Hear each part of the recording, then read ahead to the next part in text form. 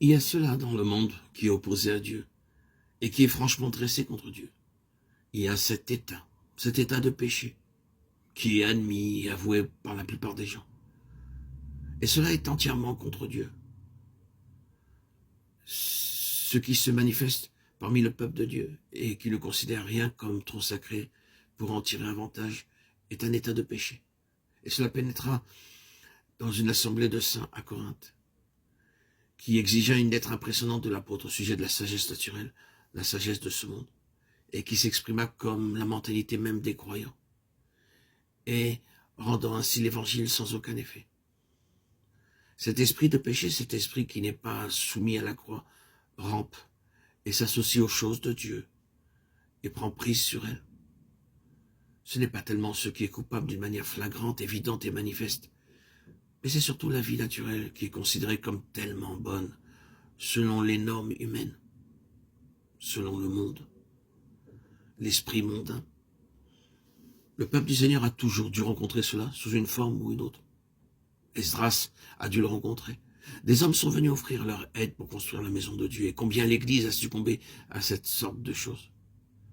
Si quelqu'un offre son aide pour l'œuvre du Seigneur, l'attitude immédiatement prise est « Oh bien, c'est une aide, c'est ce que nous voulons, prenons toute l'aide que nous pouvons obtenir. » Il n'y a aucun discernement. Néhémie a dû le rencontrer. Il y a une certaine aide qui est préférable de ne pas avoir. L'Église est bien mieux sans l'association des Philistins. C'est la sorte de chose qui a tout le temps assailli l'Église. Jean, le dernier apôtre survivant, écrit dans sa vieillesse, « Mais Diotrephe, qui aime à être le premier, ne nous reçoit point. » 3 Jean 9. Voyez la signification de cela. Jean était l'homme du témoignage de Jésus. Moi, Jean, j'étais dans l'île appelée Patmos à cause de la parole de Dieu, du témoignage de Jésus. Apocalypse 1:9. Le grand mot des écrits de Jean est la vie. En elle était la vie. Jean 1:4. Cette vie est dans son Fils. 1 Jean 5:11. Diotrephe n'a pas pu supporter cela. C'est Christ entre Diotrephe qui aime à être le premier doit sortir. Si celui qui aime à être le premier entre, alors Christ est maintenu dehors. L'homme selon le cœur de Dieu est l'homme qui n'aura aucun compromis avec la pensée naturelle, non seulement avec ce qui s'appelle péché, sous ses formes plus marquées, mais avec toute cette vie naturelle qui essaye de mettre la main sur l'œuvre de Dieu et les intérêts de Dieu, de les manipuler et de les régir. C'est ce qui a disloqué et paralysé l'Église à travers les siècles. Des hommes qui se mettent à la place de Dieu dans son Église. Voyez ce que David représente? Il enlèvera la tête du géant et il ne doit y avoir aucun compromis avec cette chose. Elle doit tomber au nom du Seigneur. Notez maintenant ceci, qu'en raison de sa dévotion, David a dû souffrir.